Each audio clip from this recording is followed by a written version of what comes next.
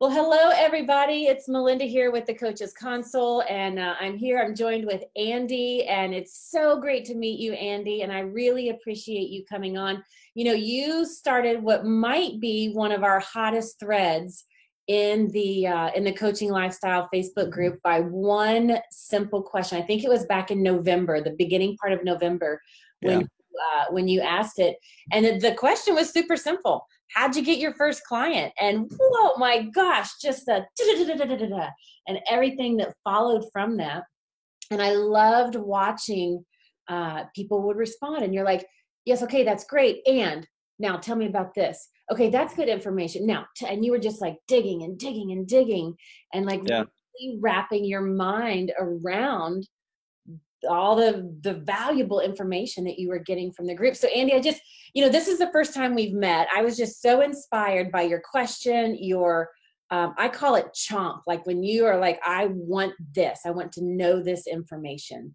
And I love that. I wish all new coaches had that, right? And so tell me about yourself, because we've never actually met before right now. So tell me about you and your business. Like, what stage is your business in? Okay, well, obviously, since I asked that question, I'm kind of struggling getting my first clients. I've been trying to get into the coaching business for about a year now. It's kind of a long story. My life was headed in a completely wrong direction, and I found out after 33 miserable years that I needed to go full out entrepreneur. And having studied, many of us on the call are listening in, like, I know that experience as well. Like, you're going down a certain path and all of a sudden you're like, oh no, that's not going to work anymore. We're going to have to go a different direction.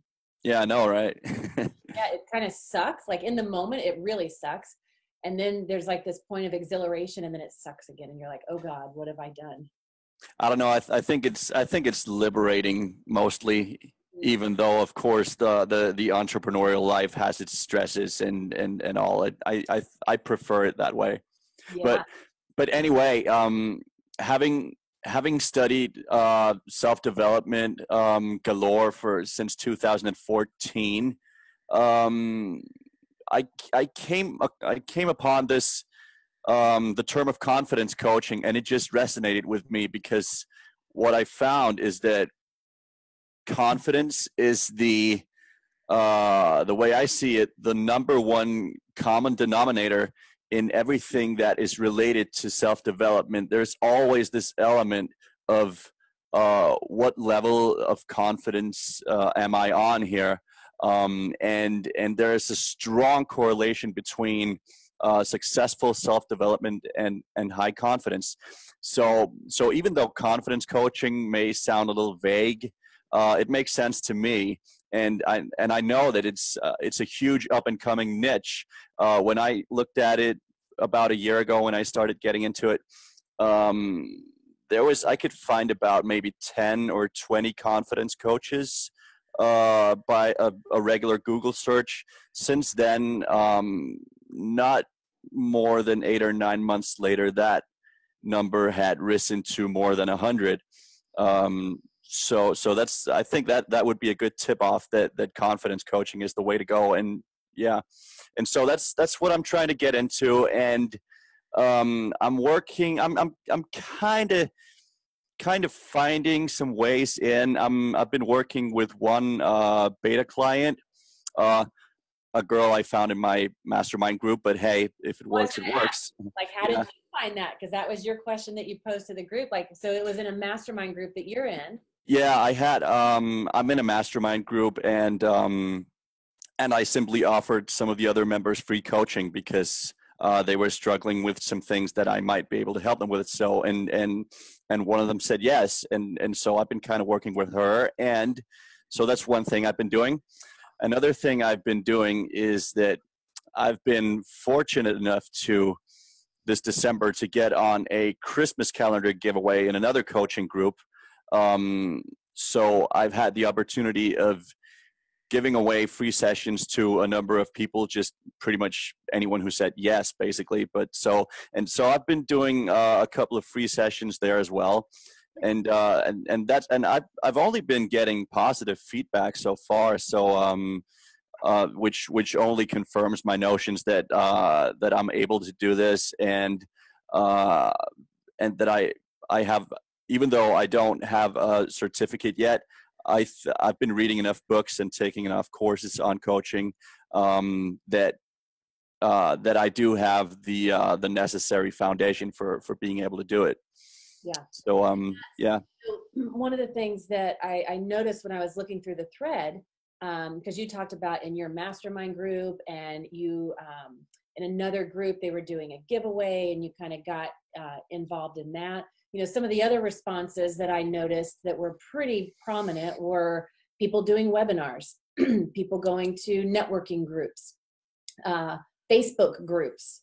A lot of people are active in Facebook groups, and friends and family, the people that are in your closest sphere around you. And that's just getting out there, talking about what you're doing, that's the first step. And I saw a lot of people saying, you know, just get out there and start talking about it. Just get out there and start talking about it. You're like, well, how do I find those people to get in front of? And it just begins. I know when I started my business 15 years ago now, you just start and you get in front of maybe one person or a small group, and then something will happen and transpire there, and that will lead to this conversation or this introduction or this idea over here, and then that spawns, and now you're over here because of another conversation or an idea, and it just you slowly begin to get in front of different people in different ways.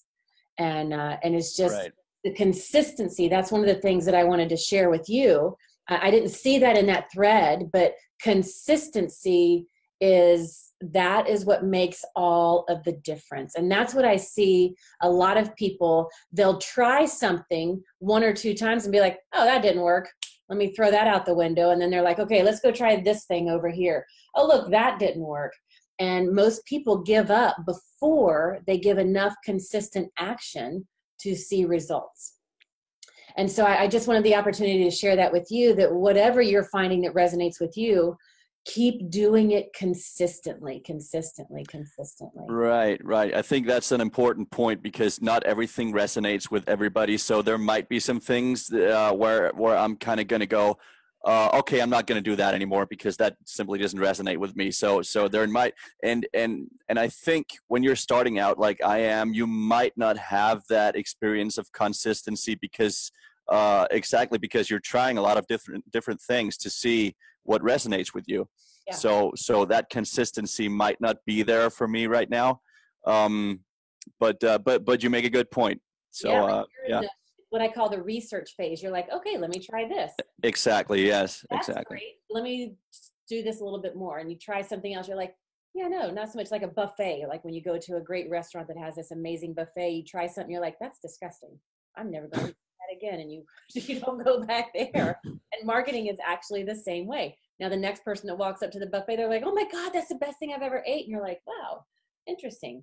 But once you find that thing that resonates with you, consistency is what makes a difference.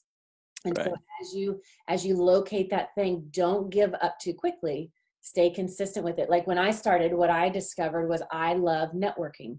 It lights me up. It's just how I'm built. It's not that I taught myself to like it. I just love it. And so I could not get enough of going to networking groups, right? I just loved going there. I loved connecting people with resources. I loved connecting with potential people that could give me clients and introduce me to people. And I love that way of doing business. And it was a good 3 months of consistent action every week, every day of every week, before it became like this big snowball that started spinning crazily. But during those 3 months, it's like, whew, that's okay. And a lot of people in that window. And for some people, it's a few weeks. For some people, it's 3 months. For some people, it might be longer. But a lot of people will give up too quickly. And you just keep going. Just keep going and be persistent and consistent. Right. That's another great point. Yeah. And that's one of the things, I think it was, who was it? Sandra, what's her last name? Joan Bell and Sandra got in this interesting dialogue, because when you're thinking about how do you find your first client, now this is where we have to take off the hat of the coach, right? So you love coaching, you love helping people become confident in whatever area they're in, right? We have to put on the hat of the business owner. Right. Right. And so it's not only about, and speaking of confidence, this is an interesting point.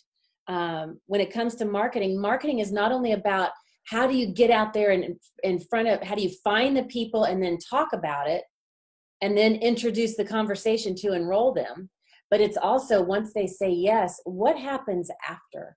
And I thought that was interesting. I don't know if you saw that in the thread, but they were talking about, after you convert somebody, what happens next? Oh yeah, I remember that now. Yeah. And it's interesting because, I'm a systems geek and I love efficiency and effectiveness and process. I mean, that's how I operate. And one of the things that I see more times than not with coaches, startup coaches like yourself, is they don't pay attention to that yet. They're like, look, I just got to find people to talk to. I got to get a client. I'll worry about that later. But here's what happens. And this is the other reason I wanted to hop on Zoom with you, is like, okay, heads up about this, because I don't want this to happen to you. When they don't think about, when somebody says yes, then what's next? When you don't think about that or plan for that in advance, you have this, oh crap moment. You're like, oh shit, they said yes, right? And then you're like, no, I don't know what to do next. How do I get them? Now you got to go back to the Facebook group, be like, okay, somebody said yes. Now what do you do? It's like, how do you get them signed up? How do you schedule the first call? And now all these other questions come up, right? And we know these are there, even though we may not pay attention to them. And when we don't have even just a broad idea about what happens after somebody say yes, people dig their heels in on marketing. And they slow down their efforts on the front end of things, on getting out there, talking with people, being consistent in their action, because they're like, oh God, they might actually say yes. And I have no freaking idea what to do. Right? And we want to look professional because they're going to hire us. They're going to pay us for the services that we provide. So we want to present this professionalism. But if we're in this, oh crap, I don't know what to do, then there's this unconscious digging in the heels that really people sabotage their marketing efforts. And I see it all of the time. So you don't have to know every single answer of every single thing after somebody signs up, but you do have to have an idea. So when you are talking with your beta person from your mastermind, and they're like, oh my gosh, Andy, like, this is amazing. I think I want you to actually be my coach, like, for good. Like, let's make this a real thing. Then you just float. You're like, okay, great. Here's how it's going to work. And you can just flow right into it. Now that enrollment conversation is a much easier conversation and doesn't have to be a sales pitch or a hard thing that you're having to sell. It's just like, okay, well, here's how this works, right?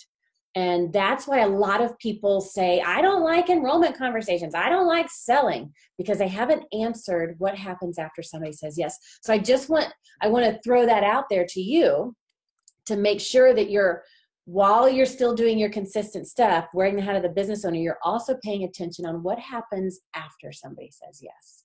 Right. Well, that is a good point, and I have been talking to a few people about that. So I do have, well, for example, some payment options for international clients, and I have been taking some courses, for example, by Christian Michelson, whom you've probably heard of. I thought so. So I've done a few of his courses also, and he teaches this stuff, as you know. So it's not that I'm exactly clueless as to what happens after we enroll them.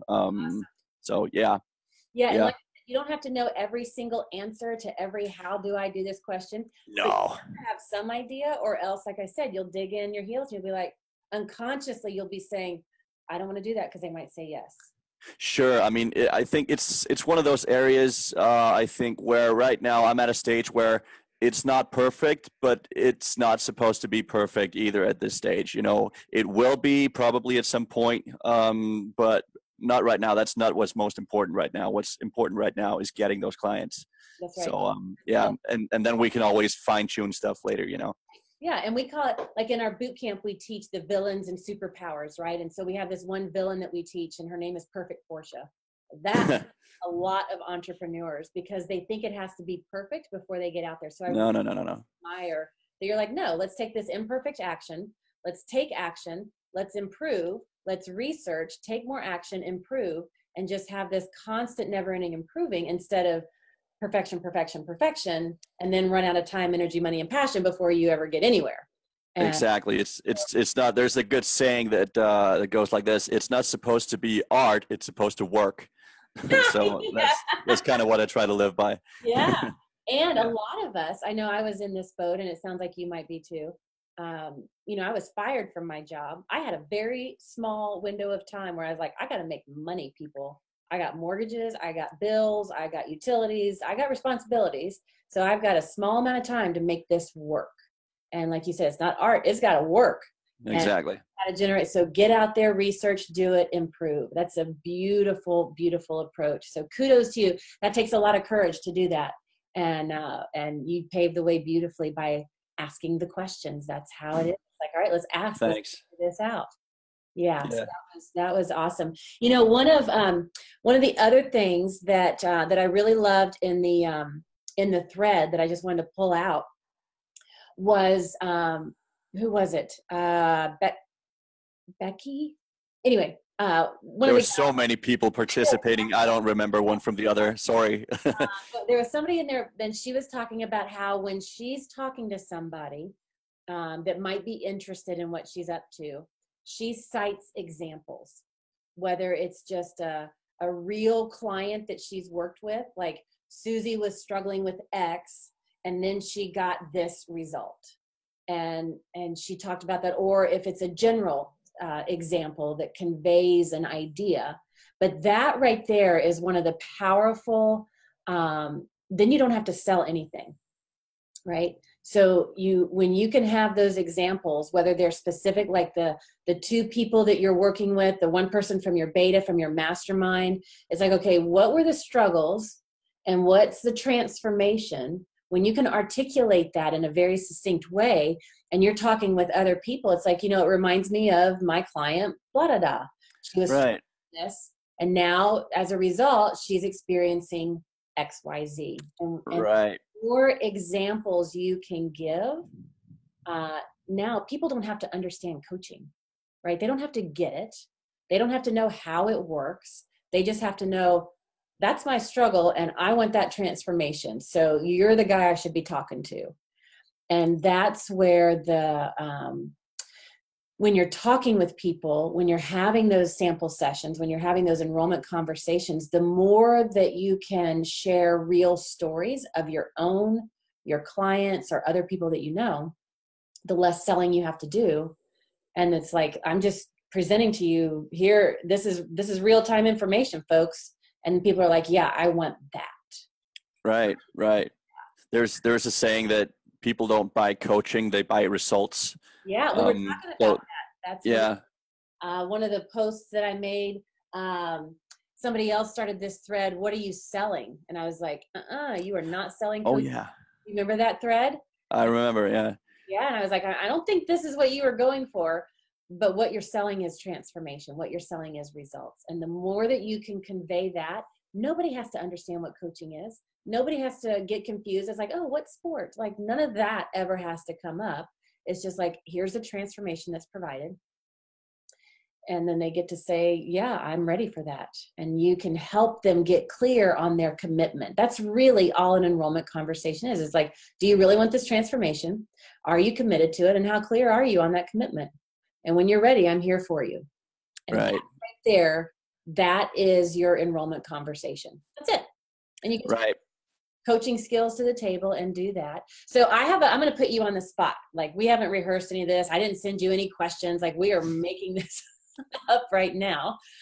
Right. Go for it. My question for you is, what is the transformation you provide? I know you talked a little bit about being a confidence coach. That's the kind of coaching you do. But what are people, like what really gets you excited What gets me excited? Yeah. Well, having being an upstart, I obviously haven't worked with a lot of people yet, but what makes me excited is I think, and this is something that I hadn't really thought about before, but when I notice that I make a difference in people's lives for the better, when I notice that there's a change in their ways of thinking, uh, they have this kind of aha moment where they go, "Oh yeah, I hadn't thought about that before, but that makes perfect sense." Mm. Being able to provide that for people, I know they're providing it for themselves. It's because it's their own ideas. We're just helping to dig them out. But I think that one point is just when I experienced that the first time, I was like, "Oh yeah, this is it, baby." you know. And So what did that yeah, do for you when you experienced it the first time? What is that? Oh yeah, baby. What's behind? it only confirmed my idea that I'm headed in the direction I'm supposed to be heading in. I'm supposed to be doing this definitely. um, so yeah, that was because having tried to get into coaching for so long and not having done any actual coaching, I've had my doubts actually. But having that happen, that was like, okay, yeah, boom, that was it. That was like the confirmation that I needed. Okay, Um, what you just described, let me reframe this. What you just described is, and I'm taking notes. So when you see me looking down, like I'm actually taking notes. yeah, I was thinking that. Our conversation.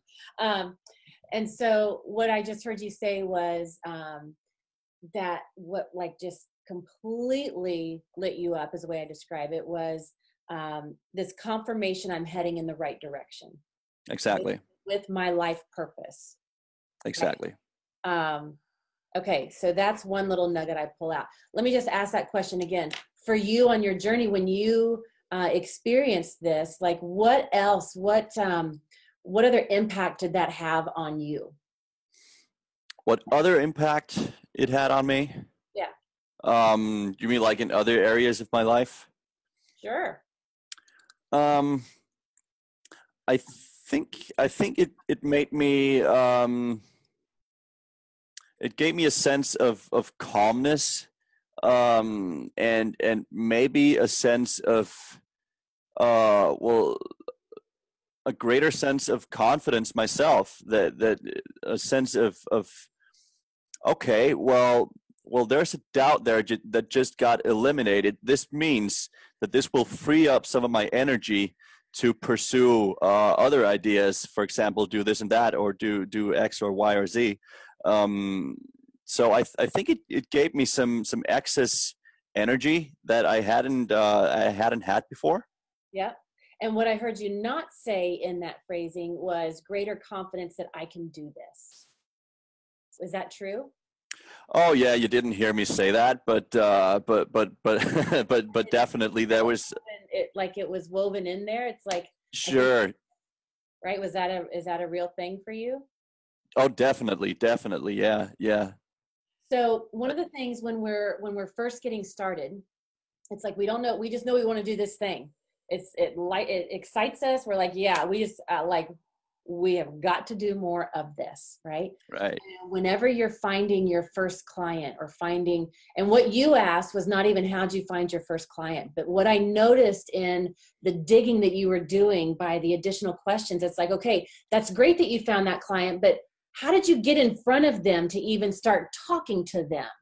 Right? Like, and so that's what we call leads, right? Building your list, growing your list, finding new leads, finding prospects, list building, like all that kind of stuff is what we talk about in the industry.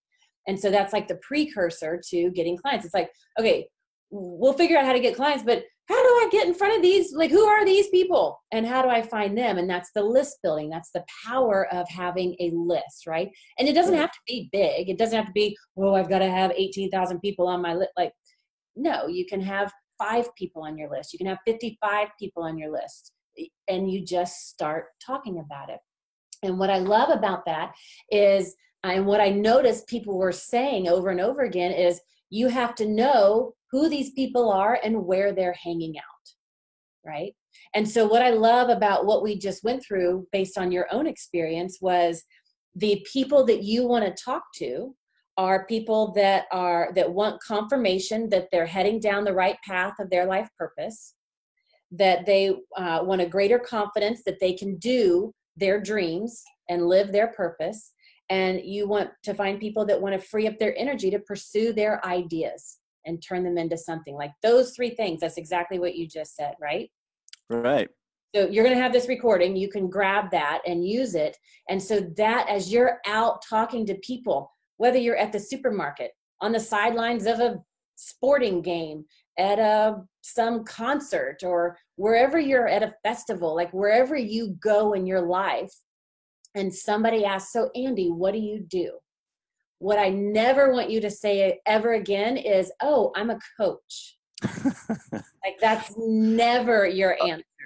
Obviously, we have to call it that at some point, but yeah, we could postpone that somehow, I guess. When new coaches start out and say, so Andy, what are you doing? Like, oh, I'm a confidence coach. Usually you're going to get one of three responses. Bleh. Oh, that's nice. And then they change the subject. Or they'll say, oh my gosh, what sport? How cool is that? Or they'll say nothing and just walk away. Yeah. Like that's the experience. It's like, wow, we're setting ourselves up for failure and to have crappy conversations. So rather than answering the question, what do I do with who I am and what's my profession, to answer the question with, well, I provide transformation for people looking for those three things. Right. And then you can give an example. For example, I'm working with one person right now, and she was struggling with this, and now she's experiencing this. Or my own story, I was struggling with this, and now I had this experience and I got boom, boom, boom. And so that's how you start talking to people, right? Right. I have a question about that or two, if that's okay. When you say, do you use that phrase to provide transformation yourself? Yeah. Okay. And nobody is, and so do you elaborate on that, or you don't need to? Do not need to at all. People don't care about how. They only care about the results. Right. The why is more important than the how, of course, but why and the end result. Yeah. We care about the how. And so we're seeing this, like right now, the coach hat just got put back on. It's like, but wait, I'm a coach. That's the most important part, is actually the coaching that's done and how it works and the way it goes and the transformation. Like we care about that because that's our zone of genius. But the people that we're talking to, it's when I say, well, through my coaching, I provide transformation and then I talk about, they don't hear all that. What they hear is the result. It's like, okay. Oh my gosh, my neighbor she was just talking about struggling with that thing. And so they pick up on that. We hear the other stuff. They don't hear it like we do. Okay. Well, that makes sense. I just think there might be some cultural differences as well, or subcultural differences when you talk about these things, because I think in America well, coaching is a bigger thing in America than it is in certain European countries. Like I'm from Denmark, for example, and it's not very easy to talk about coaching over here. People still think it's like kind of some neo-religious woo-woo thing, and so I have an idea that, well, I haven't tried talking to people about providing transformation yet, but I think people might react kind of the same. Instead of transformation, use the word results. Yeah. Okay. Sure. I mean, that is straight to the point. It's like, and so when if somebody were to say, so, hey, Andy, what do you do? The response might be something like, well, you could even say through my coaching or through the work that I do one-on-one with people, the results that they get are these. Right. Okay. Something like that. See how that goes? So it's like, you say a little bit about through the work I do one-on-one with people, or because people don't care about coaching. You are not selling coaching. And it sucks because it's our passion. And when we can eliminate this from emphasizing in the conversation, because what they're interested in is the results. Well, to me, it's just a matter of I don't mind not calling it coaching. It's a matter of semantics, really. And I think what would make me happy is just to know that I'm kind of marketing myself in the best possible way. So Exactly. I think whatever I'd need to call it Yeah. would be a nice thing to know. Through my work with one-on-one clients, or through my group programs, or through Right. my coaching, just a brief mention, the results that my clients get, or I help my clients, and then talk about the results. Right, right. That is so helpful. Thank you so much. I have another question about that, if you don't mind, because when I've been talking about this confidence coaching stuff, there's some people have given me this objection, kind of, or a good counterpoint, what you might call it, but confidence for what? Exactly. So this And is interesting. yeah, it is. So that's the other thing. You'll start to hone in on this. So right now, if I just take those three things based on your journey, because that's really all we have to go on right now, because you haven't started working with clients. You're still kind of researching, where do I want to be here. Right, So if we just start with your journey, confirmation that I'm heading down, that I'm going in the right direction with my life purpose, greater confidence that I can do this, and to free up my energy to pursue my ideas. So in that sense, greater confidence with my life purpose. Like, that's where you're starting right now. That will morph and change and expand, and it'll kind of move in different directions as you keep researching and evolving. And it won't ever stop evolving. I mean, I'm 14 years later, 15 years later, and it's still ever evolving. But for right now, that's what you have to go on. So confidence right. area of life purpose, because that's what you're like, yeah, man, let's do this. Right? Yeah, yeah. That's you make a good point. However, one person told me that this sounds a lot like life coaching. So what? I wouldn't seem very I don't remember what I answered that person, but I don't think so what would make for a very professional No, answer. I'm just telling you, so what? Right. There's a lot of objections that people have, and with something like that, to say, with the work I do, what I want is to teach the life skill of confidence. That's where I put my emphasis. Right. It's because then that skill is transferable. While I love working with people on discovering their life purpose, it also is transferable to a lot of areas of their life. Right. So you'll have that in the recording as well. Right, right. I Yeah. appreciate that. Yeah, yeah. Yeah. Well, it makes perfect sense to me also, but I think it's a matter of me needing to frame it in ways that make sense to other people who don't necessarily know what I'm talking about. That's the most, like, right there is the gem of the whole conversation. Is we know what we're saying. That doesn't matter. When we're talking with somebody, what they're running through their head is, what's in it for me? And they Right. want to understand it. So we've got to be able to articulate it in a way that they can understand the value that it could have on them or the people they know. Absolutely. Boom. Yeah. Awesome. So that's where, like, when you're getting out in front of these people, you've got a lot of ideas from the thread and what you're already discovering about how to find these people. And then it's just, you've got 2 or 3 here, and then it leads to 2 or 3 more there, and 10 or 20 here, and 5 or 10 there, and 50 here. And it just consistently, it continues to grow and expand. And then it's important to be able to articulate not the coaching, but the results, the struggle and the results, and being able to communicate that in a way that people understand it. And now it just becomes an invitation.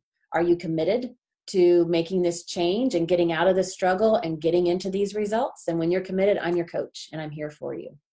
And then enrollment just becomes powerful coaching, which I love when that happens, right? Yeah. So I wanted to thank you for this, for the thread that you've started, and for just your persistence in digging and diving. And, we are, this is such an important topic. We focus here at the Coaches Console and the coaching lifestyle community on the startup coach. So a lot of people, and the reason I asked what stage you're in, you know, a lot of people, they're still in their job and they're just dreaming about having their own business or dreaming about being an entrepreneur. And you're like, nope, I made that step. Here we go. Oh, a lot of people in the Facebook group? Yeah, in the Facebook group, they haven't left their full-time job. They want to, but they haven't left yet. Some people have gotten fired like me. Some people have left. Some people are at the very beginning stages, or they've been doing this 1 or 2 years. So a majority of the people in our community are in those kind of areas in their business. And this is such an important area. This is what stops people from leaving those jobs and living into their passion and their purpose and their potential. And so I wanted to hop on here, and I just want to take a quick moment because we are doing a lot of this. We're going to dive deep into a lot of this at the live event. I don't know if you've been seeing our posts inside the Facebook group, but we're doing a live event. It's here stateside. It's in the States, so it'd be a little bit of travel for you. Oh, yeah. But we're going to be doing it in Atlanta over February. Right. This whole idea of list building, or where do you find those people? Like that whole idea, we're going to spend a session talking about that. So it's like, how do you unpack that? How do you figure that out and get some momentum there? We're going to be talking about enrollment conversations. The 4 objections that you'll hear all the time, we're going to be talking about that. We're going to be talking about what to do after, and it's what we call onboarding, like bringing on a new client. So we're going to be covering a lot in 3 days to help people get that momentum and to have the focus for the whole year to come. So I just want to let you know, and all the people listening in to know, that what Andy and I have done here, we're going to be doing a lot of this at the live event in February. You'll see the link below. If you haven't claimed your ticket, you can do that. But it's so important, the questions that you are asking, Andy, in that thread. I mean, that's where it begins. So again, I really want to thank you for asking those questions and not giving up. And it's like, okay, somebody gave me an answer. Okay, that's good. But now I've got 3 more questions. So stick with me and answer them. And well, thank you, because you provide the group and you provided this opportunity for me. So that's, I'm very grateful for that. And I don't, I think I'm just doing whatever I think it takes, because I am not giving up. I mean, this is it. This is what I got to do.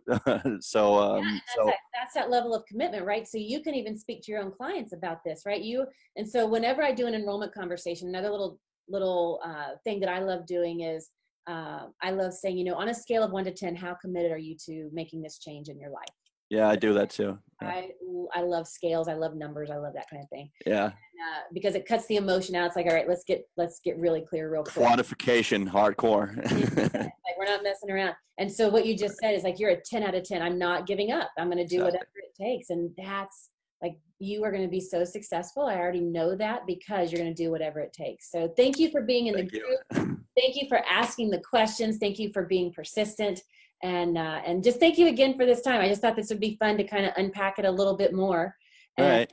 And hopefully it was valuable. So if you're listening into this, this is going to be posted on the Facebook in the Coaching Lifestyle. If you're listening in, I'd love for you to post your favorite frames below. It's one of the things that we do to wrap up.